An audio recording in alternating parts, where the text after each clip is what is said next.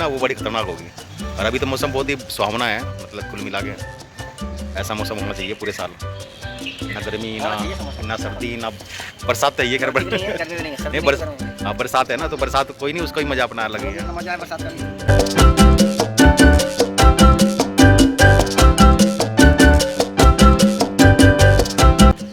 भाई साहब आज नई बात कर रहे थे आज सब भाई तो पता नहीं क्या मन में आता है किसी का, है ना, तो आ जाता है तो बोल देना चाहिए ना। तो भाई साहब कहते हैं आज कि ना आज ओले पड़ने चाहिए ना। भाई साहब देखो नहीं पढ़ेंगे नहीं, वो बात नहीं पढ़ने चाहिए, वो कुछ और कह रहे हैं, आप सुनो तो रहे नहीं। वो ये कह रहे हैं कि वो ओले पढ़ने चाहिए, इनको बचपना याद आ गया अपना, कोई बचपन में पढ़े होंगे कभी, है ना। ये कहते हैं देखने में मजा आता है, ये नहीं कह रहे कि वो मतलब पढ़ने में मजा आता है, देखने में मजा आता है।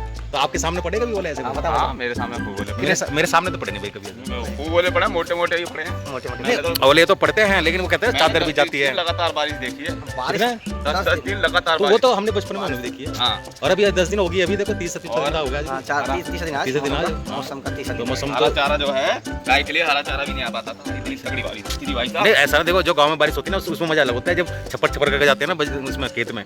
हमने देखा कि जब वहाँ पहले हमारे गांव में ना बाढ़ आती थी, और जब बाढ़ आती थी ना तो पूरे खेतों पानी ऐसे चलता है जब नाले की तरह, पूरे खेत में रास्तों पे चलता था अधिकतर। तो हम अपना हमारे जो मामा जी थे वो जोटा बुग्गी लेके जाते थे, उस टाइम जोटा बुग्गी होती थी, तो छप्पर करते हुए खेत में जाते थे हम। तो वहाँ पे वो होते थे एक तो मक्की होती थी उस टाइम में, है ना। हाँ फिर मचान होता था बहुत ऊपर, एक ऊपर बैठते थे खेत बनाते हाँ मचान। अब नहीं बनाते, पता नहीं क्या चक्कर, पहले बनाते थे। पहले क्या था कि पहले जानवर जाते थे ना, तो उनके लिए रक्षा के लिए बनाते थे, बनाने के लिए। तो एक बहुत आगे टीम टांगते थे, टीन सा करके कनस्तर खाली, और उसमें रस्सी बांधते थे। तो उसको जब हिलाते थे ना टन टन टन की आवाज आती है, जितने भी जानवर सब भाग जाते थे, पशु पक्षी जो भी जाते थे। तो अब नहीं ऐसा मचान वगैरह है नहीं, लेकिन मजा खूब आता था। और इसलिए बनाते थे जब पानी ना आ जाए, हमारे यहाँ तो मचान इसलिए बनाते थे जिससे पानी रात को पानी ना आ जाए, बाढ़ आती थी ना वहाँ पे, तो वो बच जाते हैं। तो बहुत अच्छा लगता था, लेकिन देखो सुविधा थी नहीं थी उस टाइम, लेकिन बहुत अच्छा था, फिर भी अच्छा था। और अब तो सब बांध बन गए, अब तो बांध बन गए, अब तो कोई दिक्कत नहीं। हाँ भाई बोलो, चलो हाँ हाँ यहाँ तक आप कोई बात नहीं। तो बच्चों को तो काट सकते, फिर बड़ों को नहीं काटते कोई।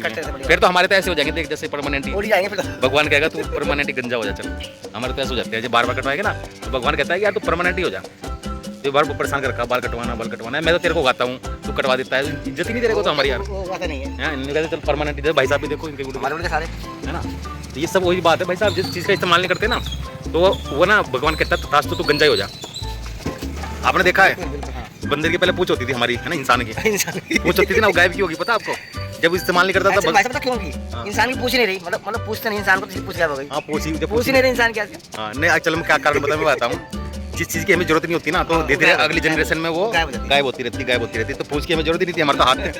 तो भगवान ने कहा तो पूछ ही ना हो धीरे धीरे। तो धीरे धीरे करके जब आदि मानव थे ना हम लोग, तो धीरे धीरे देखना आप उसकी पूछ गायब होती चली। आदि मानव में पूछ थी। तो ऐसे ही हमारे बाल हैं, जब भगवान कहता है कि तुझे मेरे बालों की इज्जत नहीं है तो तू गंजा ही हो जा। सही बात। देखो औरत तो कभी गंजी नहीं होती ना, कभी नहीं होती ना, क्योंकि वो इज्जत करती है अपने बालों की। वो बहुत आदमी होते हैं, संभाल रखती है, इतना खर्चा करती है ना, खाने में नहीं करती है। हाँ तो वही चक्कर है ना, आप इज्जत करोगे तभी तो भगवान कहेगा कि यहाँ लंबे हो जाओ। तो हमारे तो परमानेंट ही हमें गंजा कर दिया सबको, अब इंसान गंजा ही पैदा हो रहा। मौसम बड़ा सुहावना है, और भाई साहब कह रहे हैं कि बारिश नहीं होगी, मैं कहता हूँ बारिश होगी। बहुत अच्छा मौसम है, मतलब कि बिल्कुल ही घने घने बादल, घने, और हमारे जो बालक नन्हे हैं ये रहे सब। तो अभी तुलसी बाबा जी के पास चलते हैं। तुलसी बाबा जी जो है, तुलसी बाबा जी के पास चलते हैं। तुलसी बाबा में कुछ प्रेरणादायक कहानी सुनाएंगे। आज कहानी सुनाते हैं जब तक बारिश नहीं आएगी। दादा बाबा एक ऐसी कहानी सुना दो जिससे बारिश आने लगे। ये कहानी अभी तक कोई भागवत कार नहीं कहे हैं, चुप बोल रहा हम भी नहीं सुना, बहुत भागवत सुने, लेकिन ये कोई नहीं कहे। रामायण कहानी भी कई जगह सुने, कोई नहीं कहे। अच्छे आचार, आज वही कहानी में, हम सबसे बड़े नहीं हैं, सबसे छोटे हैं, लेकिन वही कहानी करते हैं। ये मिथिला की कहानी है। जानकी जो उत्पन्न हुई है वहाँ की कहानी। जानकी जी उत्पन्न कैसी हुई, जानकी जी उत्पन्न कैसे हुई, इसमें भी कारण है। कारण ये है कि जब रावण का जन्म हुआ था, रावण जब जन्म हुआ था तो रावण इतने अत्याचार करने लगा, सब जगह से राजा कर लेता था पहले।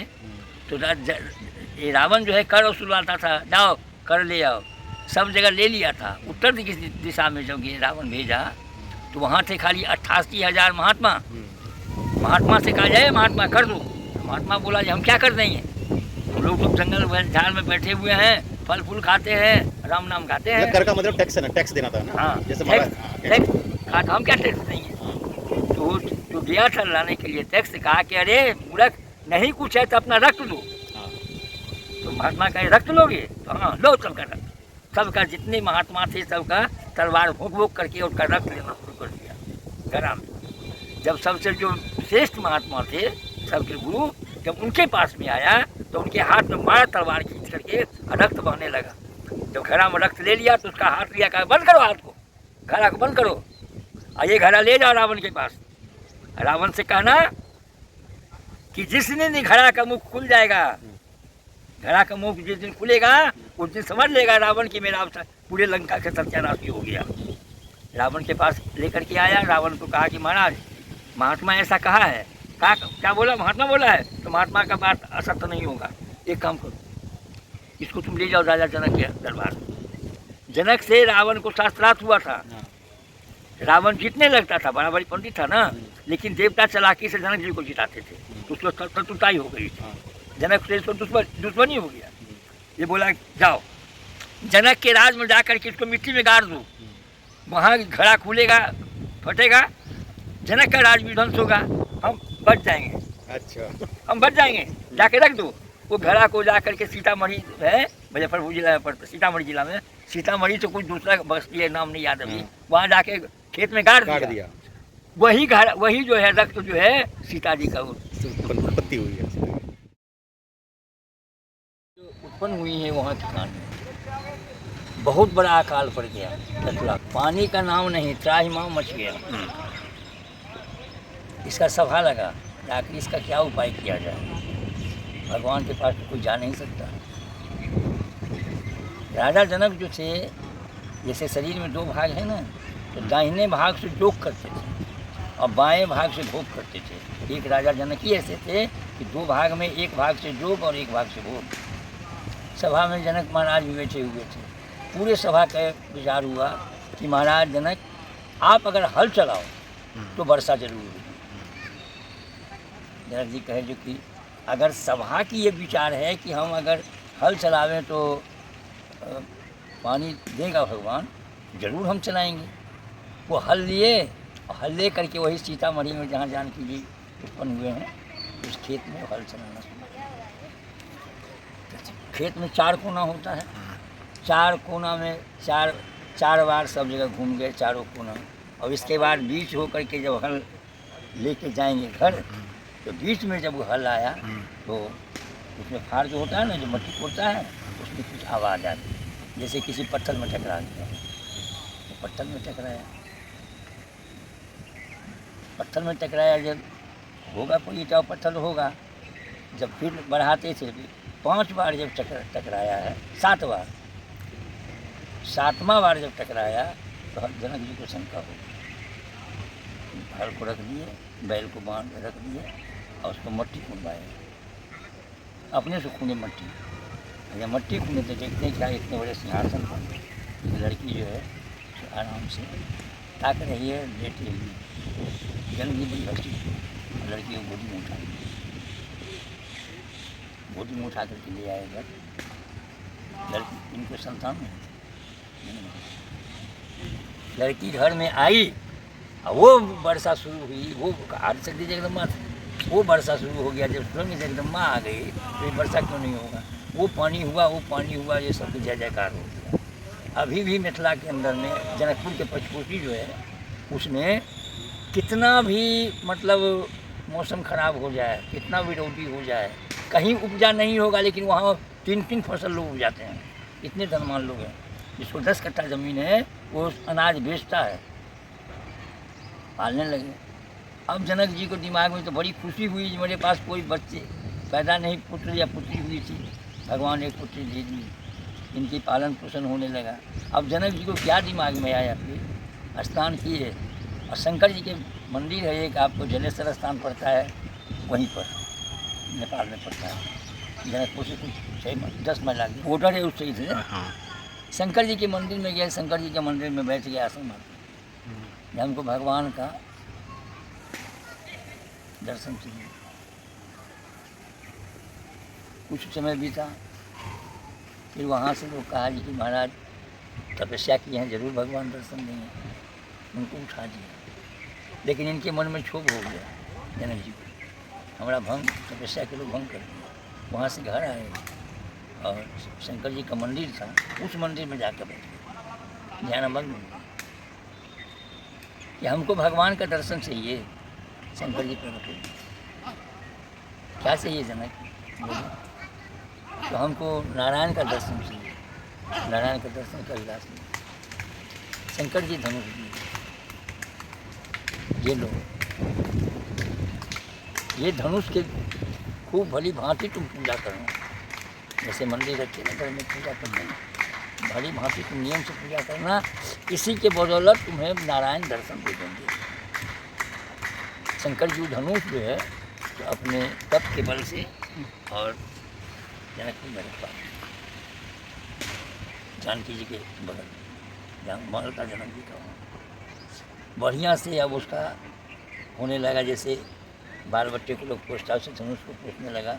धनुष धीरे धीरे धीरे धीरे धीरे बढ़ना शुरू हो गया, बढ़ना विशाल हो गया, विशाल हो गया। अब उस धनुष को उठाएगा कौन? अब यहाँ रखा हुआ है, समझिए कि कोई सामान रख दिए, अब इतने दुभी घास जो है इतना जम गया, दुभी घास जम गया ना, तो जो महारानी सुनैना जो थी उनकी, वो डेली चौका लगा, जनक जी गए वहाँ गंगा सागर तालाब है, उसमें स्नान करते थे और आकर के धनुष का पूजा करते थे, जैसे भगवान का पूजा होता है। लेकिन धनुष को जब कोई उठाएगा तब तो उसके नीचे का जंगल सफा होगा, तो कोई उठाने की शक्ति किसी में था नहीं, हिलना डुलना भी नहीं था।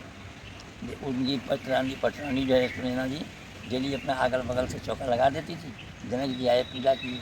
एक दिन महारानी जी को, सुनैना जी को कोई काम में बधी हुई थी, कहीं कि सीते, जब उस टाइम में सीता जी जो है 60 वर्ष की हो गई थी। सीता जाओ जरा, पिताजी गए हैं स्नान करने, बहुत देरी हो गया है हमको, जैसे वहाँ पर जैसे हम लगाते हैं चौका से चौका, जानकी जी को चौका लगाने, यहीं से अब करिश्मा करा हुआ था। अब जानकी जी को दिखाना था कि हम कौन हैं, ये जान जाएंगे। कहते तो नहीं थे, कहेंगे कैसे? भगवान कभी कहे ना भगवान है, नहीं। जानकी जी गई, देखिए धनुष के नीचे चारों बगल पे जंगल झाग भी सब लगा हुआ है। जनक जी गए गंगा सागर स्नान करने, महारानी जो है सुनैना जी जो उनकी माता है वो अपना घर में काम में बजी हुई हैं, बाएं हाथ से धनुष को उठाए और उठा करके दीवार किनारे खड़ा कर दिया सीता जी ने। सीता जी, और वहाँ जितने दुभी जंगल था ना सब साफ करके हटा दिए, और देखिए धनुष जस के तस रह गया, खड़ा रह गया। ये करिश्मा दिखा रहे हैं, जान करके जो हम भूल गए, लेकिन भूले जान के छोड़ दिए। जनक जी जब आए तो देखते हैं क्या धनुष यहाँ रखा हुआ है, कौन उठाया? तो सब बर्ज से कठोर धनुष से शंकर जी का पिनाक है। महारानी जब महारानी के महारानी चौका कौन लगाया है? तो महाराज हमको देर हो गया, सीता से कहे थे, तो सीता जाके चौका लगा दिया। जानकी जी सुन रही थी, महाराज महारानी जो बात कर रही है ना, महाराज महारानी घर में, जानकी सीता जी सुन रही। सीता जी आई, अब पूरा बाएं हाथ से करिश्मा दिखा रहे हैं, बाएं हाथ से धनुष को लेकर के जैसे थे धनुष, जनक जी देख लिया। मुझे सीता जी जो दौड़ के आई है, अब बाएं हाथ उठा के रखी ना, जनक जी देख ली, जनक जी वहीं से अब कहीं ये मेरी आज शक्ति चल रहा है। बर्ज से कठोर धनुष शंकर जी का पिनाक जो था, उसको किसी ने नहीं, देवता तक में नहीं हिम्मत है कि हिला ले। अब बाएं हाथ से उठा करके रख दिया है, देवी को अचानक उसी जगह जनक जी प्रतिज्ञा कर दी कि जो देवी को उत्पन्न किया है उसके लिए वर भी परमात्मा जरूर देंगे या भेजेंगे। आज मैं प्रतिज्ञा करता हूँ, बंदी जन जो आज्ञा, जैसे कि आप अभी चपरासी करते हैं, ऐलान करने वाला आवेश जी का ऐलान कर दो, बंदी जन था 5।